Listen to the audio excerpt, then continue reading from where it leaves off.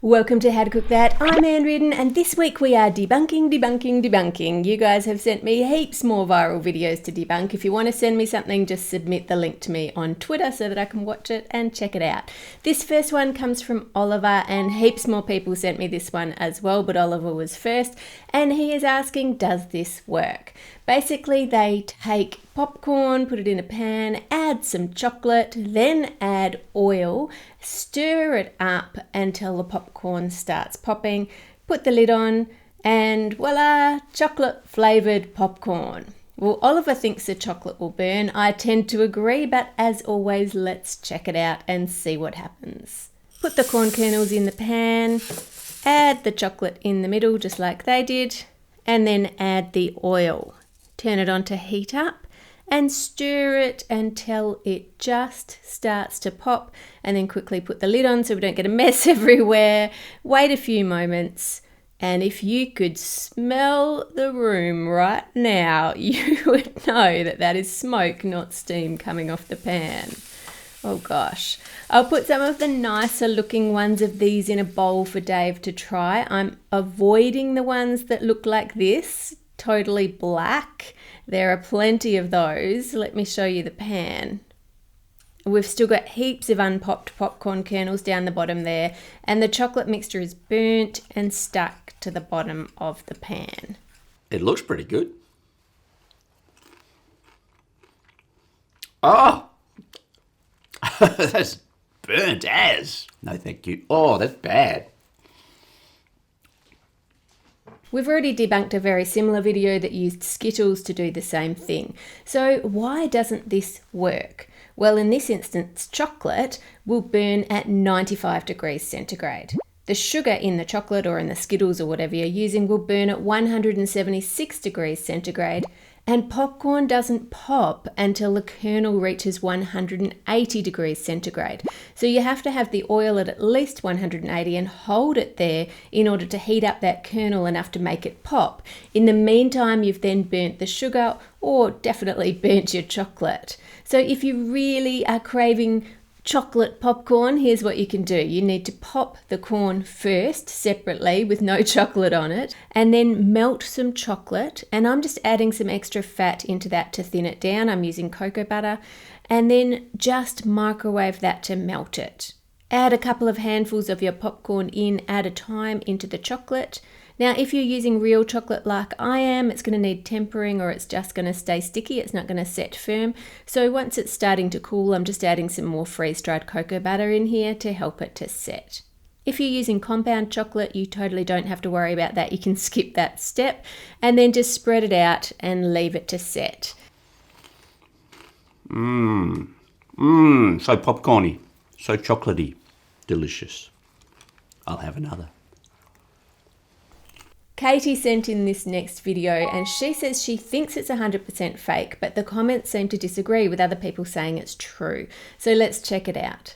The guy gets some sticky tape, puts it on his head, rips it off, and then puts that under a microscope and shows us all the little creatures that you can see crawling around on his face.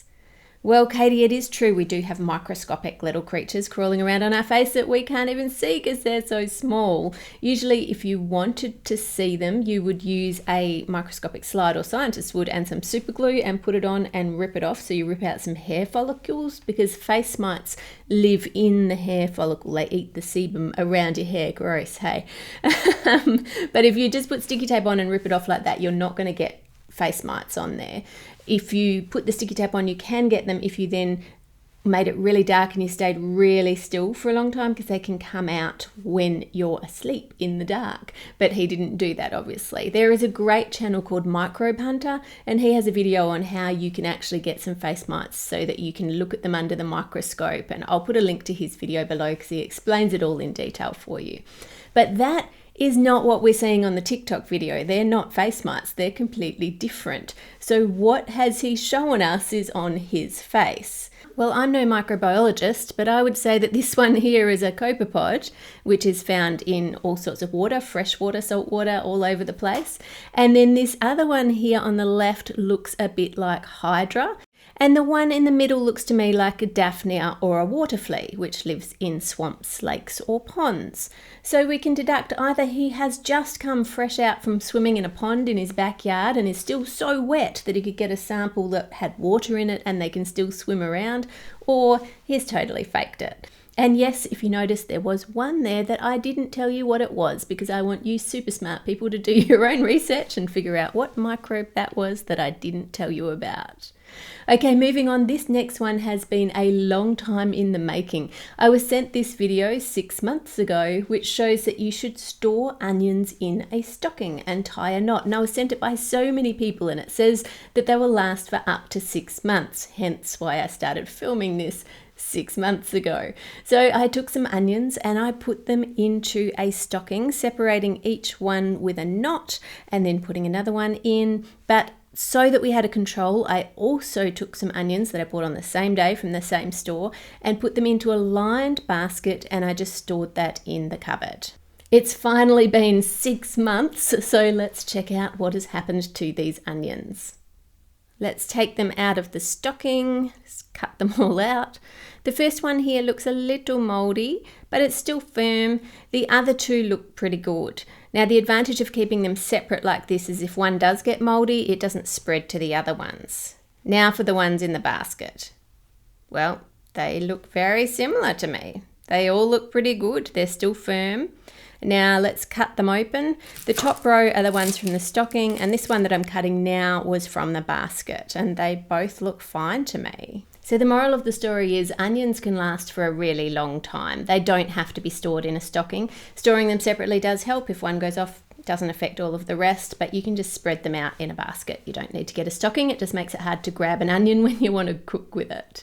Now, before I move on, big thank you to everybody who came to the book signing in Melbourne. That was so lovely to meet you all. We have more book signings coming up in Sydney and Perth. Please do check the link below regularly for updates to those dates, because things keep shifting around with red zones and restrictions and all of that stuff. We have to make sure we stick to what we are allowed to do. So check that link below to find out when they are.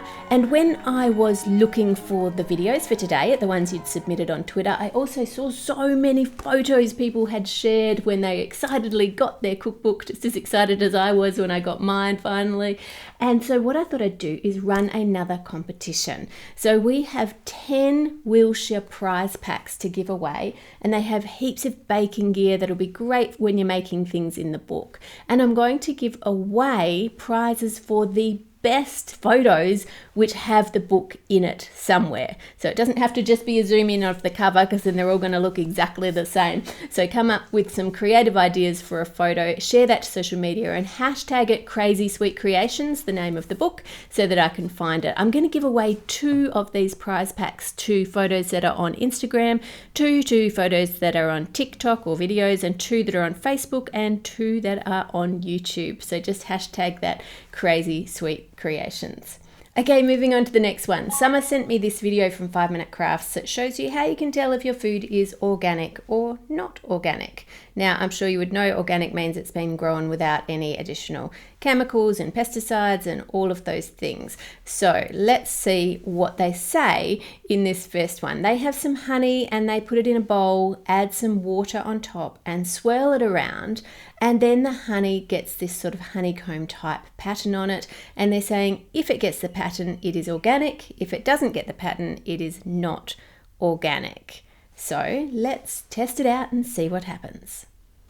We have lots of great honeys here in Australia, so just put some honey on a plate, add some water and swirl it around in a circular motion, and look, a honeycomb pattern. So does that mean that my honey is organic? Now, this test has been around for a long time. There were old videos that said that this was honey showing its genetic memory of how it was stored in the honeycomb, and that's why it had this pattern when you swirl water on it, and you could tell if that was pure honey or if it was impure honey, it wouldn't form the pattern. Well, it's actually just a load of rubbish. The pattern that's forming is because of the water swirling over it. You've got the viscous honey, which can be moved slowly by the water, and the water that's moving quickly over it, and it's changing the position of the honey in the bowl. I can prove that to you by just changing how I swirl the water. If I swirl the water from side to side, this would work even better in a square container, but it's going to work in a round one, then you can see the pattern is now different. It looks more like a wave pattern, and that's because it is the water that is making the pattern on the honey. I can show you again with just a different liquid that's not honey. If I use golden syrup, which is definitely not honey, it's just man-made using sugar, and if I swirl that round and round and round, then we end up with the same honeycomb pattern. It is not a test of pure honey. It's not a test of if honey is organic or not. It's not a test. It just shows you patterns you can make using water and a viscous liquid. So just totally forget that one. There is an issue with honey though. There was a thing called Honeygate about 4 or 5 years ago where they tested samples of all these different honeys and found that they had actually been watered down using other sugar syrups because it's a lot cheaper to produce. As you would know, bees go to flowers, they go to thousands of flowers to get nectar, just tiny little bits of nectar from each flower. They bring it back to the hive and then they start to digest that in their honey stomach, and then they spit that partially digested nectar out and give it to another bee who then adds more enzymes in their stomach, and it keeps getting passed from bee to bee until eventually it goes into one of those little honeycomb cells. They then use heat and airflow by fanning their wings to evaporate that off and just thicken it up, and then they just cover it with wax on the top. And the enzymes process that nectar and we get honey. Now that is quite a big, extensive process. If you can just use sugar syrup instead, that's going to be heaps cheaper. If you're buying pure honey, you want pure honey. You don't just want to have corn syrup or rice syrup mixed into it. So how can we test to see if you've got pure honey? Well, there's a new test that's been developed for honey over the last few years because of all of the cheating that was going on, and it uses nuclear magnetic resonance, or NMR, and it doesn't just show if there's other syrups present, it can also show where the honey originated from, because some honeys are more highly prized than others, like your Manuka honey. All of that before was a bit of a mystery. You had to trust what the people said on the label, but now with this test they can actually check that it is originating from where it said it was originating from. So to find out if the honey that you're getting at the shops is pure, you'd need to check if in your country they use this NMR test to double check any imported honey and honey made within the country to make sure it says what it is. If it's not, then it's a little hard for you to tell. You definitely cannot swirl it in water. It's not going to help you. Okay, moving on to the next one. In the same video, they say we can test if butter is organic or not organic by putting it in some warm water and stirring it, and then it says that non-organic butter dissolves slowly and leaves a greasy surface on the water. Well, I think if you just pause the video and think about that, you would know that fat doesn't dissolve in water. Fat floats to the top. That's what it does, and butter is predominantly fat. You've got some proteins from the milk and the cream in there, and that's what's going to make the water cloudy down the bottom, but the fat should float to the top. That's what it's supposed to do. I can show you, I have 3 different butters here. 2 of them are organic, 1 of them is not, and if I stir them all, then you can see that the fat indeed floats to the top and they all look identical. So where did the yellow fat go in their video? It was there at the beginning. Granted, there wasn't as much because they put heaps of butter in the one and only a little bit in the other one. But if I show you frame by frame, you see if you can tell where the video has been cut. There's not really any reason to cut it there unless you are swapping it out. So you're either swapping glasses or you're just taking some of the fat out by absorbing it on a paper towel. Who knows what they did. And the weird thing about this is because they're using tests that people can repeat at home, like the honey one, but giving people the wrong conclusions, people do the honey and go, oh wow, this must be true. But really you've just been given completely wrong information for the experiment that you're conducting. Okay, moving on. Rice is next on their list. We can tell if it's organic according to them by putting it in oil. And if it's organic, it will puff up and float to the top.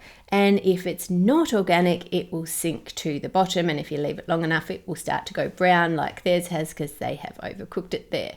So we'll add in the rice that is not organic first. And you can see, contrary to their video, it is popping and puffing up and coming to the top. This will actually happen whether the rice is organic or not. Brown rice, white rice, they'll all do it. And now if I put some in that is organic rice, it's not popping. It's just sinking to the bottom.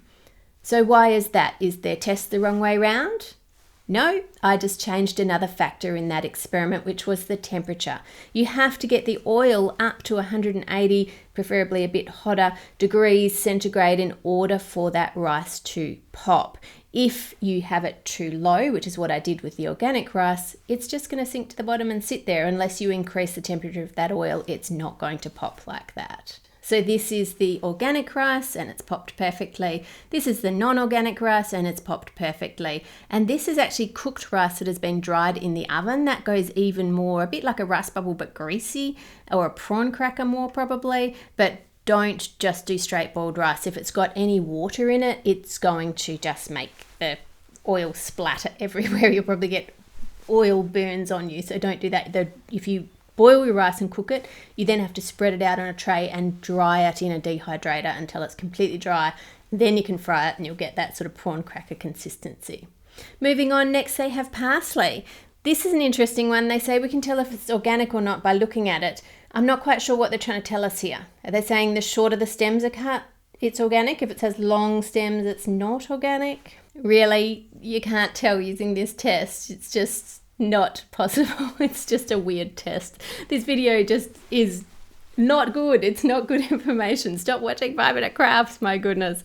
Le Simon sent me an article about another girl who was burnt when she was trying to poach an egg in a microwave. If you didn't watch the last debunking video, we have a whole segment on that. Don't poach eggs in the microwave, obviously. And just an update on that, I have escalated this with YouTube with my contact there. They've said obviously the normal way is to report the video, and if it violates their policies, it will be taken down. So I have of course let them know they don't have a policy against dangerous hacks. They've got one for dangerous pranks, dangerous challenges, but there's nothing for dangerous hacks, so it doesn't violate their policy, so it can just stay there.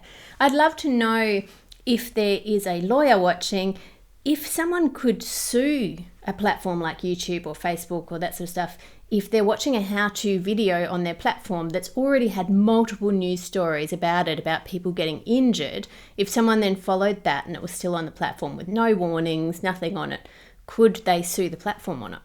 I'm not a lawyer, so I don't know. So if you're a lawyer watching, let me know. Let us all know in the comments. We'd love to know. With thanks to my amazing patrons for all that you do and your love and your support. I really appreciate you. Here is a list of legends right here.